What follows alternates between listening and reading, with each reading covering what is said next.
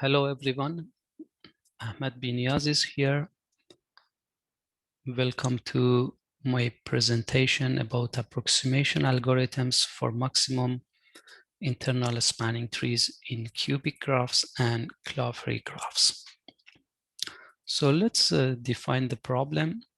Given a vertex-weighted graph, as you see in the picture, the maximum weight internal spanning tree problem is to find a spanning tree that maximizes the total weight of internal nodes. Here you see two spanning trees of this graph. In the left tree, the weight of internal nodes is 11, while in the right side tree, the weight of internal nodes is 10. So for our purpose, the left tree is better. And the max WIST, maximum weight internal spanning tree problem, wants a spanning tree with maximum total weight of internal nodes. This problem is NP hard and also APX hard. There are some approximation algorithms with the ratios that you see on the screen, and the current best known ratio is 1/2 approximation due to Chen et al. If all the vertices have the same weight, then we have the maximum internal spanning tree problem, which is essentially asks for finding a spanning tree that maximizes the number of internal nodes. Even this restricted version is NP hard and APX hard, and this has been studied in the literature, and there are approximation algorithms that you see with this that we're improving. So 1/2, 4/7, and the current best known ratio is 13/17. And minimum leaf spanning tree problem, which is analogous to maximum internal spanning tree problem, asks for the spanning tree that minimizes the number of leaves of the tree. Okay, from optimization point of view, minimum leaf spanning tree problem is the same as maximum internal spanning tree problem, but from approximations, for approximations, they are different. Minimum leaf spanning tree is NP hard, and there is no constant factor approximation for this problem unless P equals NP. So we study maximum weight internal spanning tree problem in cubic graphs and claw-free graphs. Cubic graphs are tree regular graphs. Every vertex in the graph should have degree 3. Claw-free graphs are the graphs that have no induced K13, essentially no star with 3 branches. So this structure cannot appear in claw-free graph as an induced subgraph. So essentially, if we take any star with 3 branches, between 2 of the leaves should be at least 1 edge. And maximum weight internal spanning tree in cubic graphs is NP hard because the problem is NP hard because of the Hamiltonian path problem. Hamiltonian path problem asks for a spanning tree with 2 leaves, with essentially n-2 internal nodes. So this problem is NP hard on cubic graphs, which means that the maximum internal spanning tree is also NP hard. And there is a 1/2 approximation algorithm by Chen et al. So the star on the ratio means that the approximation holds for all graphs, not only cubic graphs. This algorithm is very simple and elegant, which gives a 1/2 ratio for all graphs. The maximum weight internal spanning tree has also been studied on claw-free graphs. This problem is NP hard on claw-free graphs because Hamiltonian path problem is NP-hard on line graphs. Again, Hamiltonian path is a special case of max ISD, and line graphs are also special cases of claw-free graphs, which means that max W or maximum internal spanning tree is NP-hard on claw-free graphs. And Solomon presented a 1/2 approximation algorithm for claw-free graphs, and this was improved recently by Chen et al. To 7/12. However, this algorithm is very complicated, and just the proof itself is 25 pages. Chen et al. Asked for better ratios for cubic graphs and claw-free graphs. And we present essentially better ratios. For cubic graphs, we present a ratio of 3/4. This ratio is obtained by a simple DFS algorithm, or a greedy depth first search algorithm. The algorithm itself is simple and it takes linear time. For claw-free graphs, we obtain a 3/5 approximation algorithm. This is also obtained by a greedy depth first search and plus some local improvement on the DFS tree. This algorithm is a bit more involved than our algorithm for cubic graphs, but it is still much shorter than that of Chen et al. And it runs in linear time.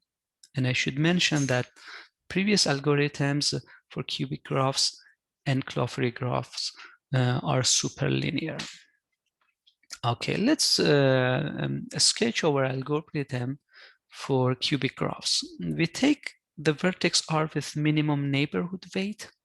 So for every vertex, essentially, we look at the vertex and its neighbor, and the total weight of the vertex and the neighbors is called the neighborhood weight. So among all the vertices, we take one vertex with the minimum weight, let's call it R, and then we run the depth first search algorithm on R, from R, and in each iteration, we select the node X that minimizes this quantity, Wx divided by Ux. Wx is the weight of vertex X, and Ux is the number of unvisited neighbors of X. Remember that DFS visits the vertices of the graph in spatial order, and Ux is the number of unvisited neighbors of X.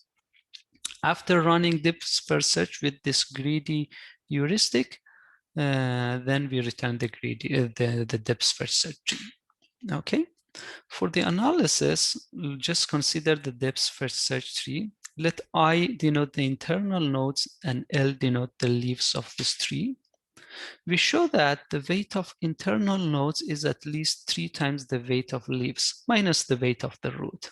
The proof is somehow technical, but the main idea is that if we have an internal node I, and we transfer its weight Wi to the lower vertices. And we propagate this process until all the weights have been transferred to the leaves. Essentially, this is somehow like a discharging argument. And then we show that the transferred weight, which is the weight of internal nodes, is at least 3 times the weight of the leaves. And with this inequality, we can show that the weight of internal nodes divided by total weight of all vertices is at least 3/4. And I should mention that the ratio 3/4 with respect to the total weight of all vertices is almost tight. As you see in this picture here, if the white vertices has weight 0, black vertices have weight 1. So in any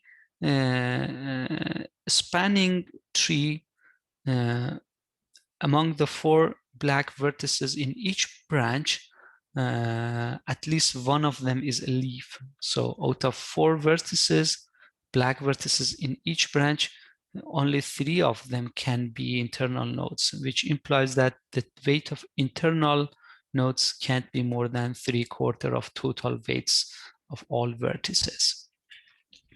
Our 3/5 approximation for Claw-free graph is a bit more involved. Okay, the input is a Claw-free graph G of degree at least 3. I need the degree to be at least 3 for the reason that you will see later. Then we take the minimum vertex R with minimum weight, and then we run depth first search from R. And in each iteration, we choose a vertex with maximum weight and obtain a depth first search 3T. So this tree may not give a good approximation for the problem because the internal vertices of tree can be incident to many backward edges. Remember that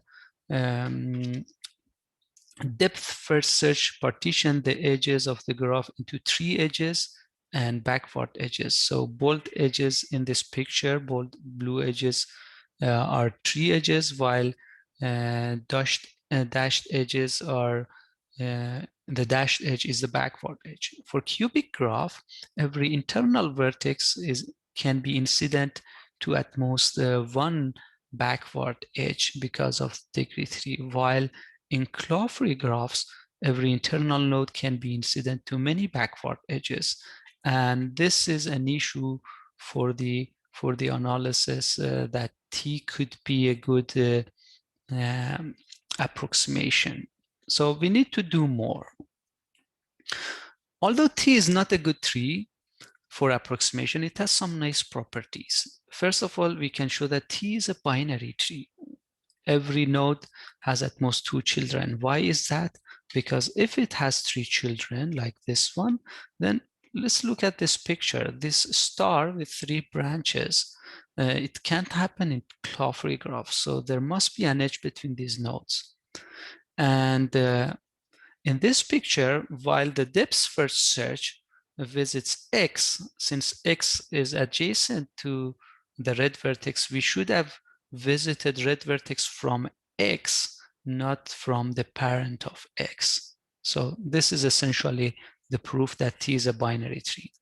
And we use this to show that every internal node in the tree is adjacent to at most 2 leaves in graph G, okay? The adjacency is defined with respect to graph G, not with respect to 3T. So these 2 nice properties enable us to modify, then we use these 2 properties to modify our 3T and obtain a 3T prime, and then we return T prime.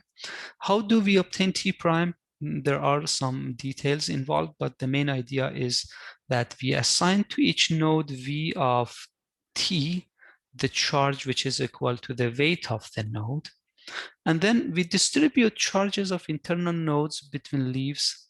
And at the same time, we locally modify the edges of T to obtain a 3T prime in which the following property holds. Every leaf in T prime has charge 2.5 times its weight, which means that it has its original weight WL, and 1.5 times WL comes from internal nodes. So, which means that if I prime is internal nodes and L prime is the leaves in T prime, by previous inequality, we get the weight of I prime at most is at least 1.5 times the weight of leaves. And then if we plug it into our formula, it gives the ratio 3/5. So the weight of internal nodes is at least 3/5 of the total weight of nodes of the graph. Okay, this immediately gives the approximation ratio 3/5 minus epsilon. And I should mention that the approximation ratio may not be achievable if we allow vertices of degree less than 3. In this picture, you see that some vertices have degree 2, and black vertices have weight 1, white vertices have weight 0. So in every tree, only one of, in each branch, only one of the black vertices can be internal.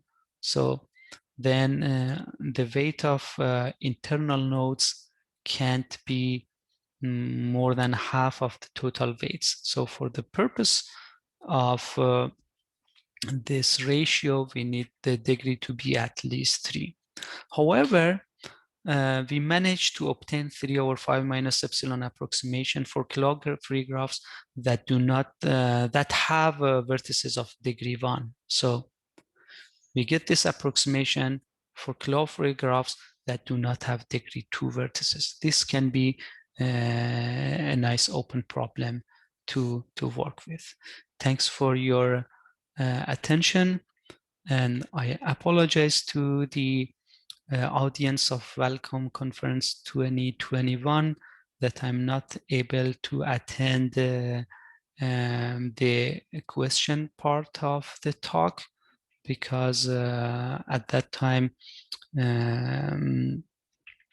because of the time difference essentially, which would be 4 a.m. Our local time. Thanks for your attention, and bye-bye.